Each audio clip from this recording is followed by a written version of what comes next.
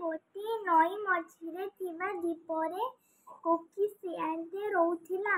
ନଈର ବଢ଼ି ପାଣିରେ ଭାସି ଆସି କୂଳରେ ପହଞ୍ଚିଥିବା ଛୋଟ ଛୋଟ ଜୀବକୁ ଖାଇ ସେ ବଞ୍ଚୁଥିଲା।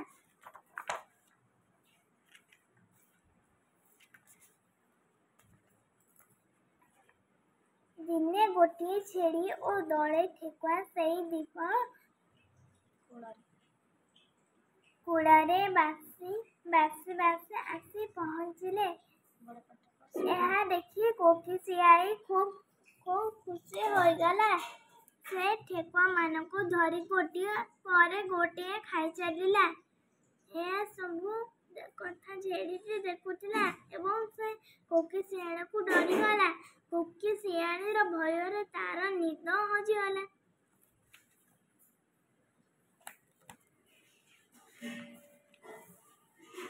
ଦିନେ ଗୋଟିଏ ଠେକୁଆ ପଛରେ ଧାଉଁ ଧାଉଁ କୋକିଶିଆଳୀ ଏକ ଗଭୀର କୂଅ ଭିତରେ ପଡ଼ିଗଲା। ଛେଳିଟି ଘାସ ଚରୁ ଚରୁ କୂଅ ପାଖକୁ ଆସିଲା। ରକ୍ଷା କର। ଛେଳି ଶୁଣିବା ପରି ବଡ଼ ପାଟିରେ ଚିତ୍କାର କଲା। କୋକିଶିଆଳୀ ଇଏ କିଏ?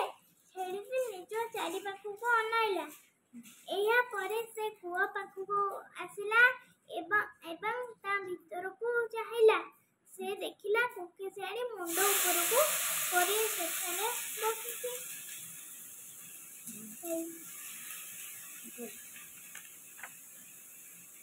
କୋକିଶିଆଳୀର ବିକଳ ହୋଇ ଅନୁରୋଧ କଲା, ବନ୍ଧୁ ମୋତେ ରକ୍ଷା କର। ଏହି କୂଅ ଭିତରୁ ମୋତେ ବାହାର କର।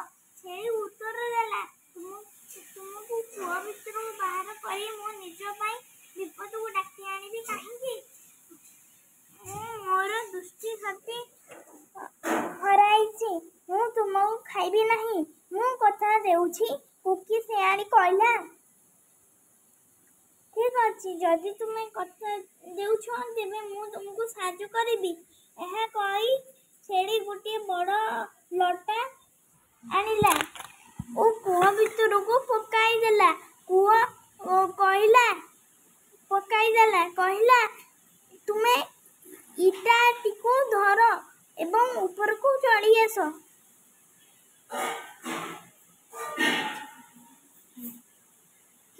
ଛେଳି ହେଲା।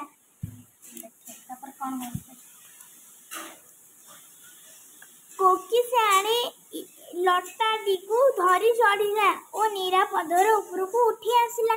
ତାପରେ ସେ ଛେଳିଟିକୁ ଗୋଡ଼ାଇବାକୁ ଲାଗିଲା।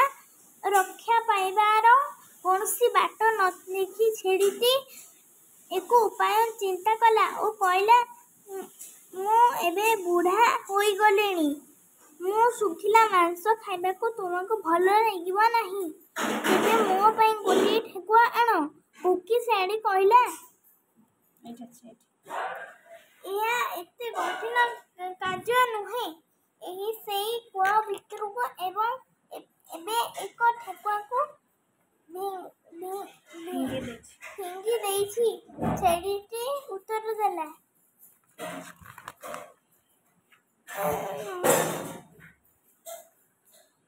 କ'ଣ ଏହା ସତ? କୋକିଶିଆଳୀ ପଚାରିଲା। ଯଦି ଏହା ମିଛ ହୋଇଥାଏ ତେବେ ତୁମେ ମୋତେ ଖାଇପାର।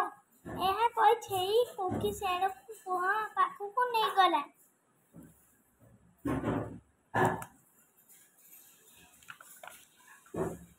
କୂଅ ଭିତରକୁ ଉଙ୍କି ମାରି କୋକିଶିଆଳୀ ଆଗ୍ରହର ସହ ପଚାରିଲା, ଠେକୁଆ କାହିଁ? ଛେଳି ଉତ୍ତର ଦେଲା, ସାଙ୍ଗ, ତୁମେ ପରା କହିଲ ତୁମେ ଭଲ ଭାବେ ଦେଖି ପାରୁନ, ସେଥିପାଇଁ ବୋଧହୁଏ ତୁମକୁ ଠେକୁଆଟି ଦିଶୁନାହିଁ। ତୁମେ ଏଇ ଲଟା ସାହାଯ୍ୟରେ ତଳକୁ ଯାଅ। ଠେକୁଆକୁ ପାଇଯିବ। ଠେକୁଆକୁ ଖାଇସାରିବା ପରେ ତୁମେ ଡାକିବ।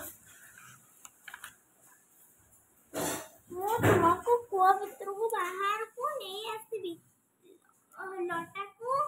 ଲଟାକୁ ଧରି କୋକିଶିଆଳୀ କୂଅ ଭିତରକୁ ଗଲା।